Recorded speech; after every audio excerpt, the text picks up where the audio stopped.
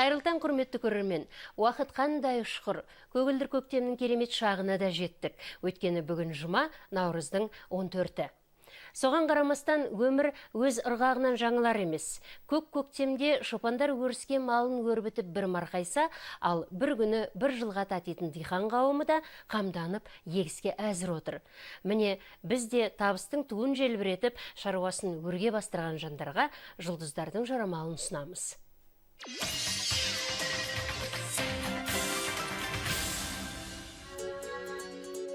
Тоқта, бүгін театрда қызмет ететін тоқтылар томпайып жүріп жақсы рөлге қол жеткізеді. Жалпы күніңіз аса сәтті болмақ. Өз еркіңізбен кіріскен кез келген жұмысты оңай атқарасыз. Торпақ, сізге айналадағыларыңызбен үнемі дипломатиялық қарым-қатынас орната білу талабы қойылады. Оның үстіне достыққа адал, адамгершілік қасиеті мол жан ретінде суретшілердің арасында да өте беделдісіз. Соған лайық болуға тырысу қажет.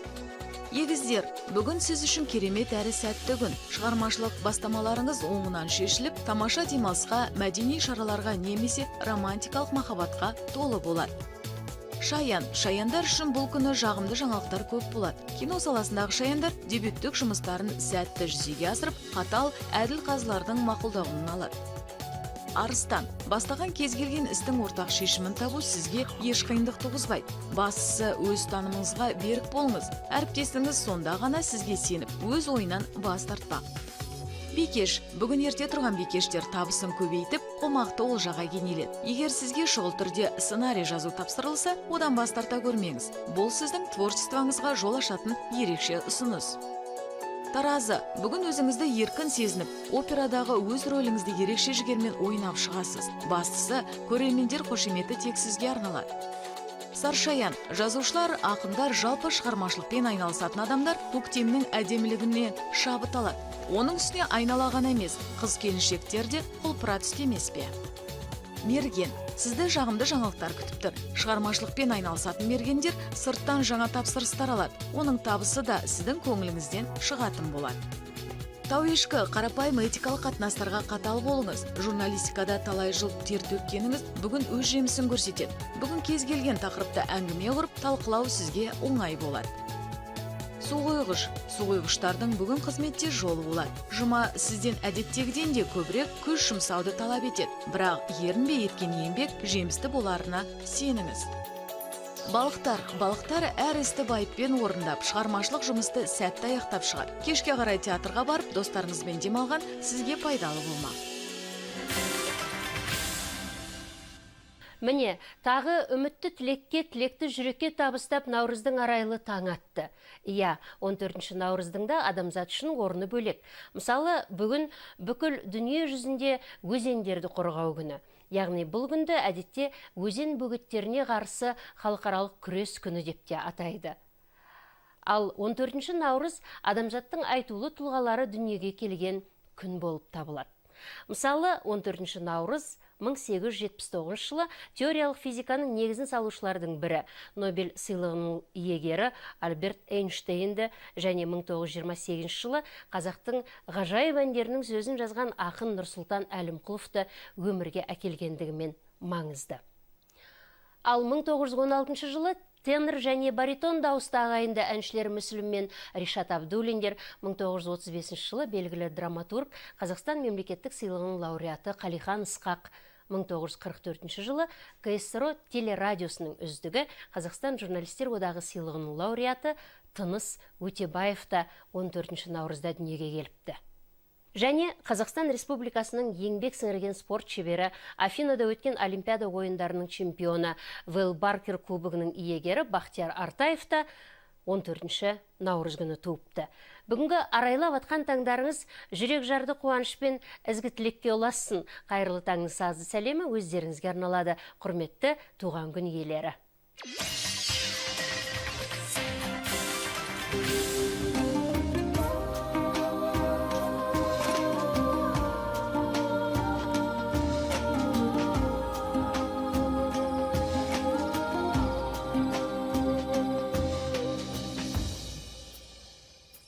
Шіркін ай,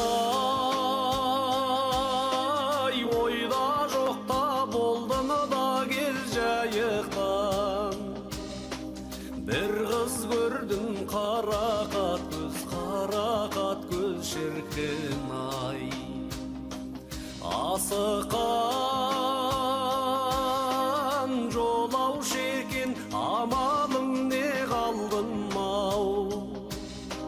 Ести алмай бір ауыз сөз шіркін ай. Ақақау дәріғай, жалт етті де жоқ болды, көрген түстей сағымдай. Жалт етті де жоқ болды, көрген түстей сағымдай.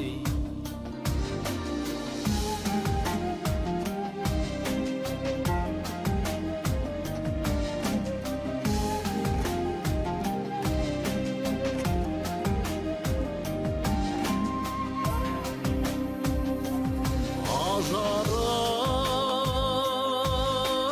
атқан таңда яру жастың қасы бар. Қанатындай қарды қаштың шіркін ай. Жанарың жан біткенде ел жерлеткен болсашы,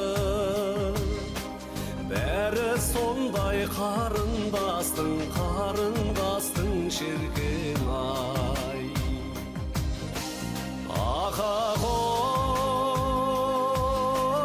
дәріғай, жалт етті де жоқ болды, көрген түстей сағымдай. Жалт етті де жоқ болды, көрген түстей сағымдай.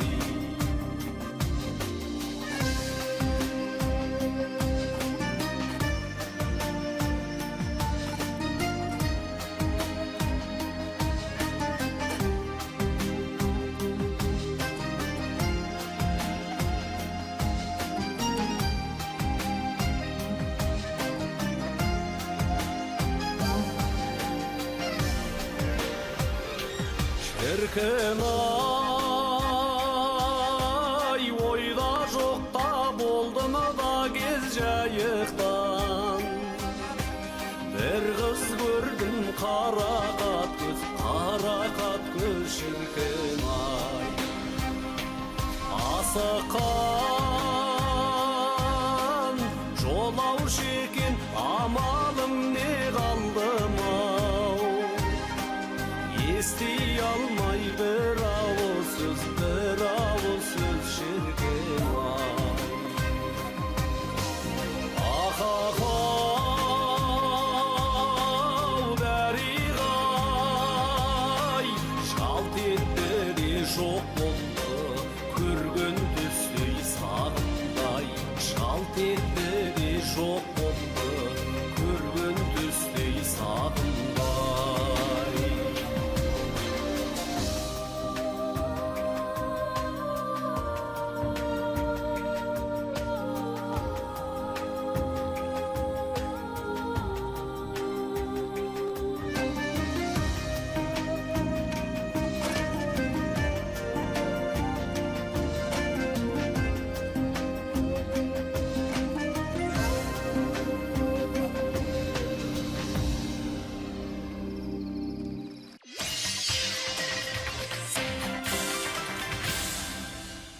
Қайырлы таң. Қазіргі кезде жекелеген жанр түрлерінің қазақ әдебиетінде өсіп өркендеуі терең зерттелуде.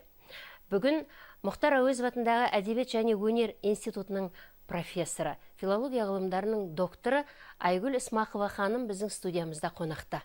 Қайырлы таң, қош келдіңіз студиямызға. Көңіл күйіңіз қалай? Құдайға шүкір. Көктем, наурыз келе жатыр. Иә, таңертең тұрған кезде былай жаттығу жасап, сергітіп алатын шығарсыз денеңізді? Міндетті түрде ояну керек, сосын бұлшықеттерді ояту керек, қозғалу керек деген сияқты. Жүсіпбек Аймауытұлы 1923 жылы шыққан психология кітабында былай дейді: менімен жұмыс істейтін адамдар, отырып жұмыс істейтін адамдар бір мезгіл сол отырған жерінен тұрып бұлшықеттерін қозғап, ми демалатындай істі өзгертіп, физикалық қозғалыстарға мән беру керек дейді. Қандай керемет айтылды. Созылу керек, тартылу керек. Бұлшық еттеріңіз мидың жұмысынан зардап шекпеу керек дейді. Сондықтан тұрып қозғалып, міндетті түрде басқа іске көшіп, істі ауыстырып отыруға тырысамын. Айгүл ханым, енді әдебиетті сүймейтін адам жоқ. Өзіңіз, менің білуімше, Ахмет Байтұрсынов атамыздың еңбектерімен қанша жыл бойы айналысып келесіз. Жалпы бүкіл әдебиетті, алыштану. Осы жөнінен енді айтып өтсеңіз, біздің көрермен таныса отырсын. Мен негізі 1986 жылы Мәскеуде кандидаттық диссертация қорғадым қазіргі қазақ әдебиеті туралы. 1988 жылы біздің Алаш әдебиеттану, Алаш жазушыларының мұрасы ашылғанда, мен сол өзім оқыған Мәскеулік мемлекеттік университет, Мәскеудегі әлемдер әдебиеттану институттарында осы біздің Алаш мұрасын насихаттаумен келе жатырмын. Біздің Әлихан Бөкейханұлы деген әдебиеттанушы ғалымның зерттеулері сонау 1897 жылы Оксфордта жарық көргенін айту керек болды. 1926 жылы Ахмет Байтұрсынов әдебиет танытқыш, әдебиет теориясы кітабы шыққанын, және ол төте жазумен қазақ әрпіне соңғы кезде түскен, және оны орыс аудиториясына ресейлік әдебиеттану ғылымына насихаттау керек болды. Сондықтан осы Алаш мұрасын, Алаш әдебиеттану мен ғылымын насихаттап келе жатырмын. Меніңше сіздің бүкіл өміріңізге, бүкіл ғұмырыңызға үлкен бір соны сүрлеу салып бергендей болды. Ол баста бала кезіңізде ойлаған жоқ шығарсыз, осы әдебиеттанумен, оның ішінде алаштанумен айналысамын деп. Жоқ, бала кезде әке шешемізді тыңдадық. Әжеміз айтатын, ең бірінші бала үшін басты міндет Алла тағала баланың ана мен әкесінің бетіне қарағанын көріп тұрады, сондықтан ізгілікті бала болу керек деп айтатын. Сондықтан тәртіпті болуға тырыстық, бірақ мектепте әртүрлі жағдайлар болды, бұзықта болдық. Жақсы оқыдық дегенмен, бірақ менің ұстазым Қарағанды жерінде, өзіңіз білесіз ғой, лагерьлар болған ғой, сонда бір біздің ұстазымыз болды, сол Катерина Петровна деген, ол репрессияланған дворяндардың ұрпағы болды. Сол кісінің айтуы бойынша біздің қазақ балалары орыс әдебиетін ешқашан меңгере алмайды. Орыс тілін меңгере алмайды деп бізге сондай бір талап қоятын. Ол талап қою екен, бізді шектеу емес. Мен 10 класс бітіріп шығарма жазғанда, сол кісі жағасын ұстап, мен 25 жыл ұстаздық еттім. Осы шығармаға мен 5 деген бағаны адал қоямын. Сіз әдебиетші болыңызшы деп мен әке-шешеме өтініш жасадым. Қандай керемет, ол кісі талап қою арқылы баланың намысын оятты деп түсінемін. Сол тілді меңгеру, сол әдебиетті меңгеру, және сол дәрежеде меңгеру. Сол ұстазымның батасы, және әке-шешем қарсы болған жоқ, филология факультетін бітіріп, кейін Мәскеуде оқуымды жалғастырдым. Елбасымыздың енді мәңгілік ел болу идеясы мына әдебиеттану ғылымының қай бағытында жүзеге асып жатыр? Сіздер қолға алдыңыздар ма, ғалымдар? Біз биыл әдебиет және өнер институты болып, алдымызға осындай мақсат қойылып отыр. Мәңгілік ел деген ғылыми концепт, ол қайдан туды? 21 ғасырдың басында қазақ елбасының аузынан мәдени мәңгілік ел деген сөзінің шығуы біз ғалымдардан сондай талап етіліп жатыр. Осыны түсіндіріңдер, қазақ еліне қандай қатысы бар? Қазақ елін айтсақ, Асан Қайғы мен Қорқыт Бабадан бастап қазақ елінің мәңгілік ел болу керек, және қойдың үстіне бозторғай жұмыртқалайтын заман болу керек деп, біздің сан ғасырлық ауыз әдебиетінен бастап халықтық әдебиетімізде осындай бір жақсылықты аңсаған әдемі бейнелер бар. Соны Асан Қайғы Қорқыт бабамыз айтты, және Бұхар жыраудың алдындағы жыраулар айтып кетті. Қазақтың тәуелсіздік ел болуы. Тәуелсіз болғанда ол өз алдына мемлекеттігі бар. Сол мемлекеттің жүзі жарық мерей үстем болатын армандаған асыл сөз бар. Соны мәңгілік елді аңсаған әдебиет бар деп саралап шығу керек деп, биыл алдымызға осындай ғылыми мақсат қойып отырмыз. Енді тәуелсіздік жылдарының бас кезіндегі әдебиет қандай еді? Қазір міне жер мен көктей деп айтуға болады. Баяғыда біз тек дұрыс нәрсені жазуымыз керек. Әдебиетте бейнеленген кейіпкерлер партияны, не болмаса жаңағы пленум, соцреализмнің шарттарынан сай шығу керек деген талаптар қойылған. Мысалы, ол кезде қоғамдағы болып отқан бір затты сынау, дұрыс саналмайтын. Жазушылар сол үшін таяқ жейтін. Сіз өзіңіз қазір не жазып жүрсіз? Мен қазір осы қазақ әдебиеттануының қазақтың асыл сөзін зерттелген әдемі зерттеулерін әлемдік ғылымға, біздің әдебиетіміз осымен ерекше, біздің алаш әдебиеттану осыдан 100 жыл бұрын Оксфорд Сорбонна дәрежесіндегі ғалымдармен пікір алысқан. Осыны жеткізіп жатырмын. Қазақ әдебиеті мен қазақ ғалымдар соны 100 жыл бұрын европалық аудиторияда қажеттілігін дәлелдеген ғылым бар екені болса, біз қазір неге осыдан айырылып қалдық деген, қазір ғылымның алдына осындай бір еңсемізді көтеретін және біздің тәуелсіздік елдің санасына сай жаңа шарттар қажет екенін айтып жүрмін. Қолымнан келгенше жаңағы шетелдік басылымдарда әр тілдерде осы насихатты айтып келе жатырмын. Және қазақ әдебиеті ол қазақтың арманы ғана емес, қазақтың жаны әдебиет, қазақты қазақ қылып тұрған әдебиет. Және біздің әдебиетіміздің басқалардан ерекшелігі Ахмет Байтұрсын айтқан әдебиет арабша әдеп деген сөзін, әдепті болу. Орысша литература, вельт литератур дейді, ол ағылшын тілдері. Бізде асыл сөз дейді. Яғни қазақ қоғамы әдебиетке қойған шарттары оның асыл болуы. Атақ алу үшін емес, жаңағы бір лауазымға ие болу үшін емес, қазақ еліне өзінің оқырманы қажетті сөздерді айта білуінде, сөздің асыл болуы. Әңгімеміздің басында Оксфорд деп қалдыңыз, Ахмет Байтұрсынов туралы айттыңыз. Қазақ әдебиетінен, қазақ жазушысынан Нобель сыйлығына ілігетін адам бар ма? Нобель сыйлығын алып жатқан біздің түрік, Қытай, Жапон, Корей жазушылары бар. Соңғы жылда қарасаңыз, сол жазушылардың деңгейі биік болғанымен, Нобель сыйлығы саясиландырып кетіп бара жатыр. Саясатқа қатысы тақырып жазса, орташа деңгейдегі жазушылар Нобель сыйлығын алып жатыр. Бәріміз білеміз, Пастернак, мысалы, Нобель сыйлығынан бас тартқан. Тағы да бір математик ғалым бар, Ресейдің замандасымыз, ол да Нобель сыйлығынан бас тартып отыр. Сондықтан Нобель сыйлығы саясиланған заманда қазақтың жазушылары ол сыйлықты алуға ұмтылуы да түсінікті шығар, бірақ қазақ жазушылары қазіргі Орхан Памук мысалы түрік алды, соның шығармашылығынан асыл сөзден төмен емес шығармалары бар бізде. Әрине, биік тұру да мүмкін. Өте биіктеу де бар. Мысалы, биіктеу дегенде ол не туралы ол әдебиет? Бүкіл адам баласына қажетті бір рухани ғибратты әңгіме айтып берумен қызықты. Шығарманы оқығанда сіз оның кейіпкерін, басқа үстіндегі киім тұрған жерін оқымайсыз. Ол адам баласы қандай жан азабын тартып жүр. Себебі адам баласы бұл дүниеде бәріміз күліп, секіріп жүрмейміз. Адамның ішкі жаның рухани әлемде болып жатқан күрестерді көрсетумен әдебиет ерекше болып саналады. Мысалы, Орхан Памуктың романындағы Нобель сыйлығын алған. Қалай болғанда да қазіргі түрік қоғамы, қазіргі түрік замандастарымыздың болып жатқан саяси шайқастары да бейнеленген. Бірақ сонымен қатар Орхан Памук біздің мынау түрік елдеріндегі жалғыз жазушы. Ол былай деді: неге біздің түрік Азия еліндегі жазушылар өлең жазса, ол этникалық поэзия деп саналады шетелде. Ал европалық ғалым әдебиетші 4 тармақ өлең жазса, ол бір керемет, ғажап поэзияның үлгісі болады дейді. Осындай батыл пікір айтып жүрген Орхан Памуктың премиясы, мен айтар едім, өте орындалған. Бірақ біздің қазақ жазушылары Орхан Памуктан асып түсетін үлкен тақырыптар көтеріп жүрген замандастарымыз бар. Сізге шығармашылық табыс тілейміз. Рахмет, біздің шақыруымызды қабыл алып студиямызға мына көрерменмен таңертең өзіңіздің әдемі әңгімеңізбен сусындатқаныңызға. Ал біз хабарымызды әдемі әнмен одан әрі жалғастырайық.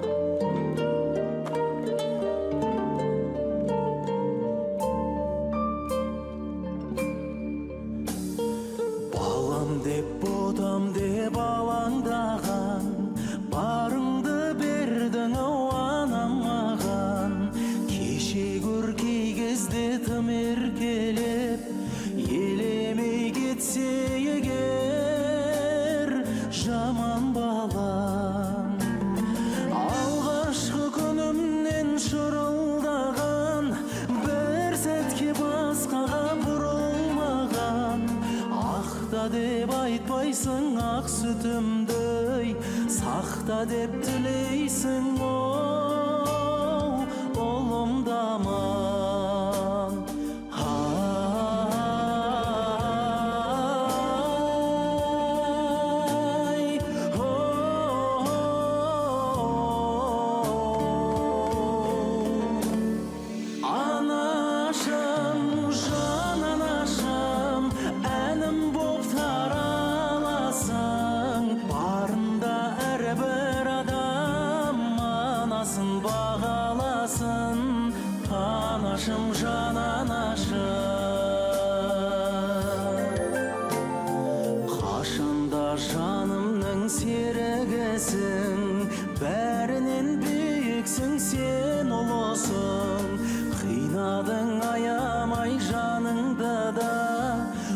өмірге алып мені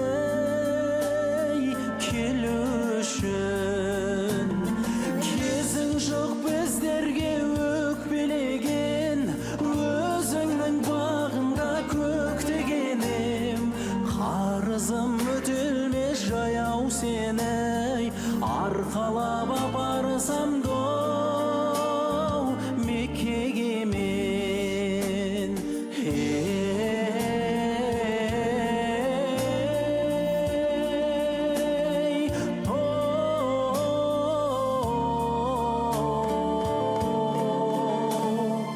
Анашым, жан анашым, әнім боп тараласың. Барында әрбір адам анасын бағаласын. Анашым, жан анашым.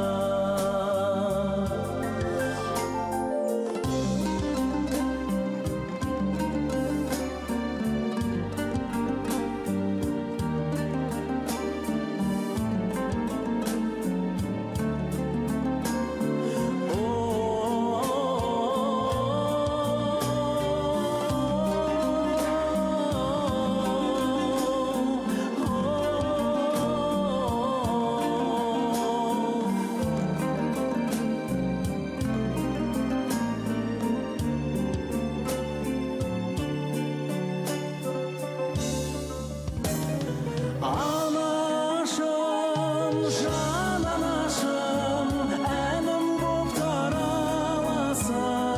Барында әрбір адам анасын бағаласын. Анашым, жан анашым.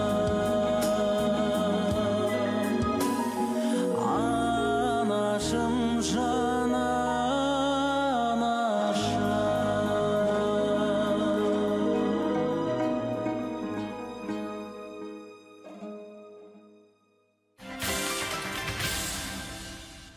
Қайырлы таң. Апта сайын еліміздің өзге де аймақтарынан көрермендеріміз қол жеткізген табыстары, әдемі әуестігі мен шығармашылық жетістіктері жайлы хабарлар жіберіп тұрады. Енді аймақтардағы әріптестерімізге кезек береміз. Ғылым жолындағы ізденіс ой еңбегі шаршатқанда Серікбай Оспанов шеберхана бөлмесін бетке алады. Көпшілік оны сыршыл ақын, ғалым, ұстаз ретінде танығанымен, он саусағынан өнер тамған хас шебер екенін біле бермеуі мүмкін. Осы бір шағын ғана бөлмеде талай-талай теңдессіз туындылар дүниеге келген. Бұрындары домбыра, бесік, аяқ табақ істеп жүрген шебер жақында мына күбіні жасап шығарды. Мұндай этно бұйымдарға деген құштарлық біріншіден жан қалауы болса, екіншіден жастарымыз тамырынан ажырамасын деген тілектен туындады дейді ақын. Серікбай Оспанов өлеңде де, қол өнерде де ізденімпаз жан. Ізденістердің нәтижесінде ол бесіктің құралмалы түрін қолданысқа енгізді. Қалада ұстау үшін ол бесік мысалы біраз жер орын алады өзім тар үйде онан сайын. Сондықтан мен мынадай мынау кішкентай тұр ғой, осындай қылып жасаймын да бір-біріне жалғастырам. Сосын кез келген уақытта қайттан жинап алып қоюына болады. Келесі бөпе болғанша, келесі бала болғанша.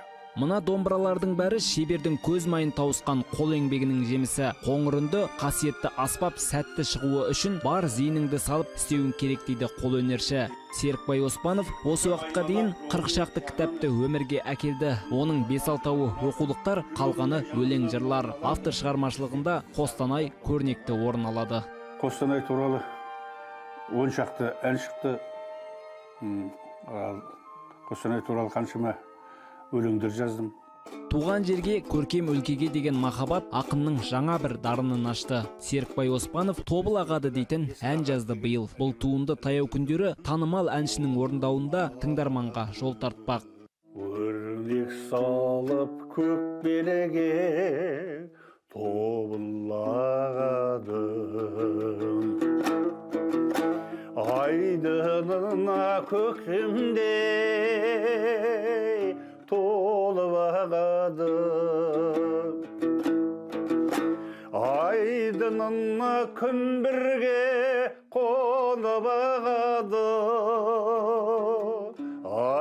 айналасы күмбірге толып ағады.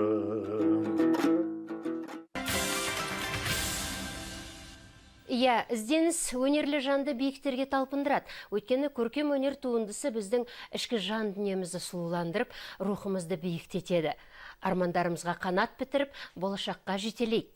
Өнердің құдіреті шексіз. Өнер әлемі айдары сіздердің назарларыңызда.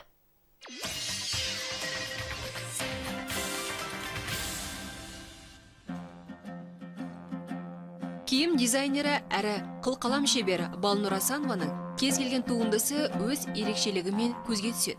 Олай дейтініміз, оның халыққа ұсынған әрбір киім үлгісінің топтамасы, тіпті картиналары шығыс халқының болмысына тән жасалады. Балнұрдың айтуынша, белгілі бір туындыны дайындау үшін айлап, жылдап уақыт кетеді екен. Енді міне жерде гобелендерін көріп тұрсыздар, бұл енді бір 3-4 жылдың қарамағында жасалған нәрсе, себебі кейбір жұмыстар ол ай бойы жасалынады. Мына жерде бір жұмысы бітпей қалды, жаңа жасалып жатқан 8 ай жасалып жатқан бір жұмысы бар әрбірден сол. Ұлттық безендіру өнеріне жаңа серпін енгізген Балнұр Асанова киім топтамасын және өзге де жеке туындыларды дайындаған сәтте көбіне ашық түстерді жиі қолданады. Ал бұның сыры неде? Көп нәрсені былай жаңа суретшілер айта бермейді ғой елге де. Сол өзінің ойын, көңілін, қуанышын осы ашық, айқын түстер арқылы береді ғой деп өзім ойлаймын. Оны да маған көп айтпайды. Мен кей уақыттарда айтам, сен осы ашық түстерді өте қызыл, көк, ашық түстерді жаңағы баланың қуанғанында салатын нәрсе ғой. Соны өте көбейтіп жердің. Бұны халық түсіне ме, түсінбей ме деп кей уақытта айтайын. Қызығы сол кез келген қылқалам шеберінің жүрегі бейнелеу өнерінде белгілі бір тақырыпты қалайды. Ал Балнұр тіршілік көзі табиғат, әйел сұлулығы сынды тақырыпта сурет салғанда ұнататын көрінеді. Мәселен, мына бір шоқ гүлі бейнеленген суретті салу үшін 2 ай бойы уақыт кетіпті.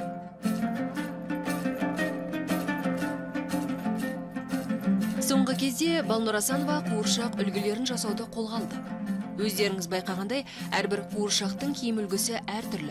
Тіпті қуыршақ көйлегінің техникасы сан алуан әлмек, ою өрнекпен әсемделген. Еңбек пен бақыт егіз дегендей, бұл көрініс, яғни бейнелеу өнерінің туындылары мен киім үлгісінің топтамасы отандық сәнгер әрі қылқалам шебері қазақ қызының еңбегі мен жемісі.